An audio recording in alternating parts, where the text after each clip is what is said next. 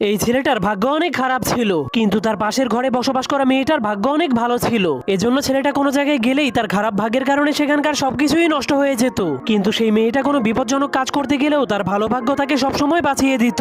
কিন্তু একদিন ভুলবশত সেই ছেলেটা ওই মেয়েটার সাথে ধাক্কা খেয়ে যায়, যার কারণে সেই মেয়েটা তাকে সাহায্য করার চেষ্টা করে। কিন্তু ছেলেটা নিজের খারাপ ভাগ্যের ব্যাপারে অনেক ভালো করেই জানতো, এজন্য সে অনেক মন খারাপ করে সেখান থেকে চলে যেতে শুরু করে। কিন্তু তখনই হঠাৎ করে সেই ছেলেটা একটা আইসক্রিমের গাড়ির মধ্যে পড়ে যায়, যার কারণে সেই গাড়িটা ঢালু রাস্তার কারণে সেই মেয়েটাকেও ধাক্কা মেরে দেয়। এজন্য সেই আইসক্রিমের গাড়িটা তাদের দুজনকে নিয়ে ফুল স্পিডে মেন রোডের উপর দিয়ে চলতে শুরু করে দেয়। এরপর ছেলেটার খারাপ ভাগ্যের কারণে সামনে গাড়ির জ্যাম লেগে যায়, কিন্তু যখনই মেয়েটা সামনে যায় তখনই মেয়েটার ভালো ভাগ্যের কারণে সেখানে নতুন একটা রাস্তা তৈরি হয়ে যায়, যার ফলে আইসক্রিমের গাড়িটা সেই রাস্তার উপর দিয়ে জাম্প করে দেয়। কিন্তু তখনই তারা নিচে তাকিয়ে দেখতে পায় তারা সমুদ্রের মধ্যে পড়ে যাচ্ছে। তখন তারা বলতে শুরু করে, আমরা কেউই তো সাঁতার কাটতে জানি না। এজন্য ছেলেটা জীবন বাঁচানোর জন্য নিজের ছাতাটাকে খুলে দেয়, কিন্তু তার ভাগ্য অনেক খারাপ হওয়ার কারণে তার ছাতাটা উল্টে যায়। কিন্তু যখনই সেই